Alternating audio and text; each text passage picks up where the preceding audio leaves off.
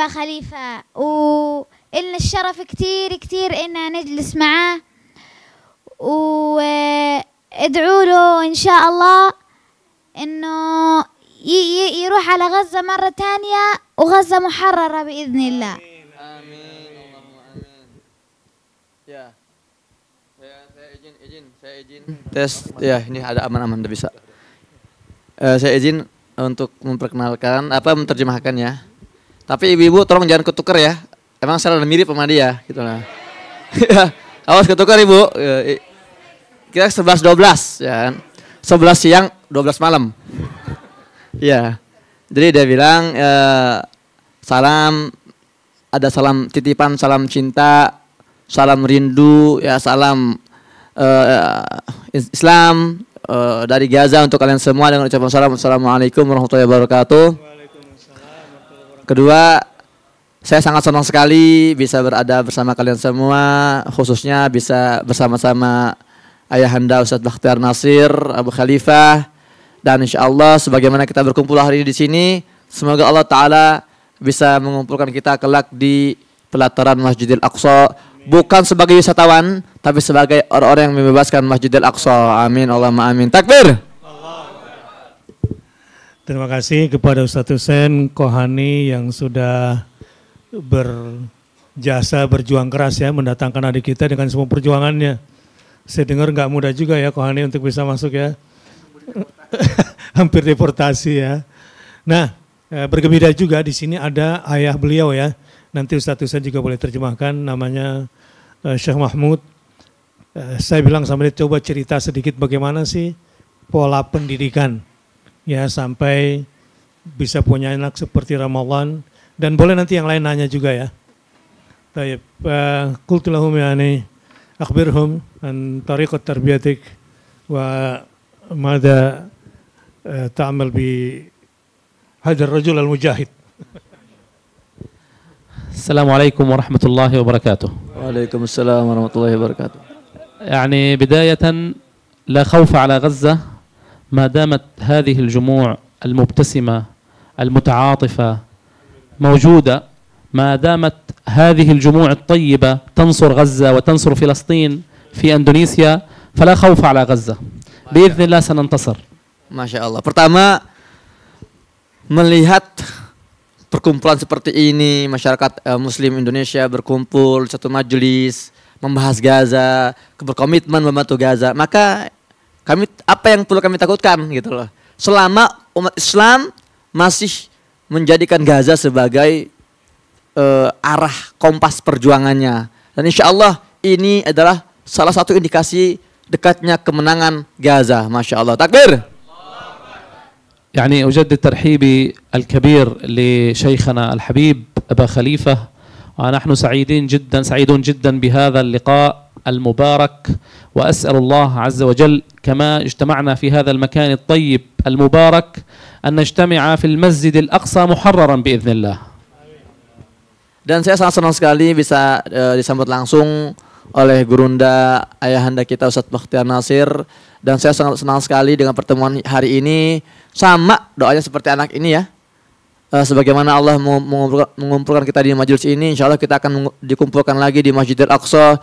Lagi-lagi bukan sebagai wisatawan, tapi sebagai pembebas Masjidil Aqsa insya Allah Ta'ala. Amin, Allahumma amin. طيب الآن تربية الأبناء وكيف إحنا ننتهج نهج يعني المؤثرون والعظماء على مستوى العالم، كيف نصنع ابنا قويا، كيف نصنع ابنا واعيا، كيف نصنع ابنا قوي الشخصية، كيف نصنع قائدا. هذا يعني هدف جميل في الحياة، وهو يعني أنبل هدف في هذه الدنيا. وكما ذكر الحبيب محمد صلى الله عليه وسلم خير ما يترك الإنسان في هذه الدنيا ثلاث: صدقة جارية، وعلم ينتفع به، وولد صالح يدعو له. إذا حصلنا على هذه الثلاثة فنحن خرجنا من الدنيا بشيء كبير. Memang harus menjadi visi misi setiap ayah, setiap ibu untuk bisa memproduksi, melahirkan, mendidik generasi pemimpin. Nggak hanya anak, nggak hanya menjadi manusia yang flat aja, yang mainstream ya. Tapi harus anak-anak yang memiliki kualitas yang tinggi, punya jiwa leadership, punya keberanian. Dan itu semua syarat utamanya adalah visi misi. Visi misi itu harus ada di setiap orang tua. Dan memang visi misi ini sudah diajarkan Nabi SAW ya dalam sebuah hadisnya yang artinya kurang lebih apabila mati anak Adam maka semua terputus amalnya kecuali 3, sedekah jariyah, kemudian ilmu yang bermanfaat, dan anak soleh dan yang mendoakan kedua orang tuanya. Artinya kalau kita sudah meninggal dengan meninggalkan dunia dengan menyisakan atau menempatkan 3 hal ini di dunia, insya Allah kita bisa dianggap sebagai orang yang sukses dan visi misi kita berhasil insya Allah Taala. ولأن أفضل مشروع استثماري كبير في هذه الدنيا هو الاستثمار في الإنسان والاستثمار في البشر، هو صناعة الإنسان، صناعة القائد. النبي صلى الله عليه وآله وسلم يعني خلف لنا، لم يخلف لنا أبراج وعمارات وخلف لنا مسجدا من طوب، ولكنه خلف رجالا. في أحد المجالس كان عمر بن الخطاب رضي الله عنه يتدارس مع أصحابه فقال لهم تمنوا، قال أحدهم أتمنى لو أن يكون ملء هذا المكان أو ملء هذا الجبل ذهبا فأنفقه في سبيل الله. جميل، يعني أمنية جميلة في سبيل الخير. قال تمنوا، قال أتمنى لو كان ملء هذا الجبل يعني أموالا كثيرة فأنفقها في سبيل الله. قال تمنوا، فقال أنا يعني تمنى أنت يا عمر، فقال أنا أتمنى أن يكون ملء هذا المكان رجالا كأبي عبيدة بن الجراح. Investasi terbaik yang bisa kita lakukan sebagai manusia adalah investasi manusia, investasi sumber daya manusia.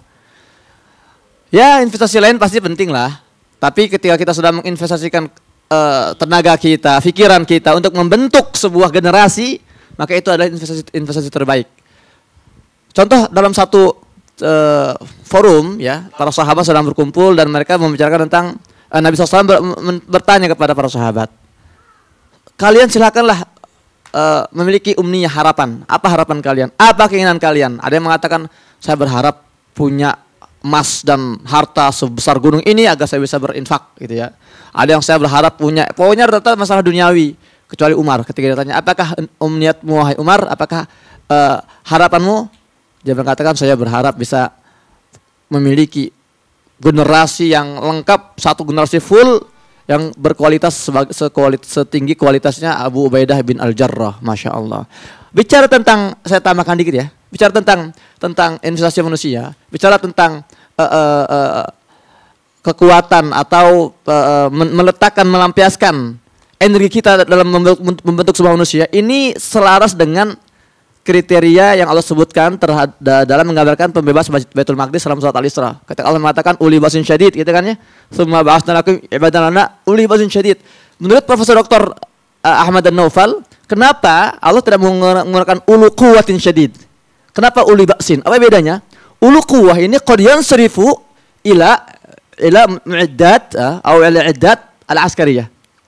Quwwah, kekuatan ini bisa artinya juga kekuatan yang disebabkan oleh kepemilikan terhadap peralatan militer.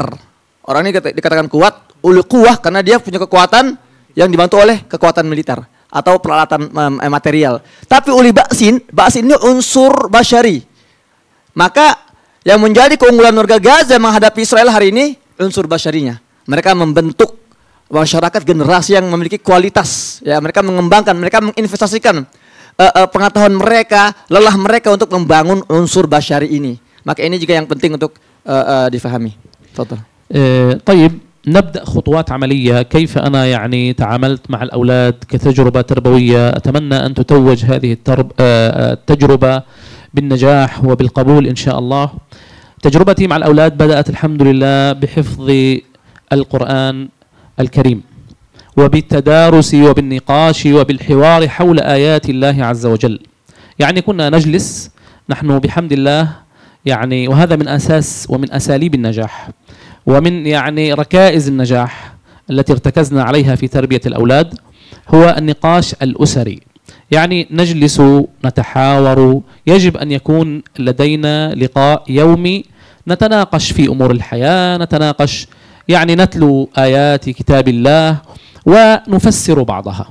وبحمد الله يعني بدأت مع رمضان أدرسه من عمر ال3 سنوات.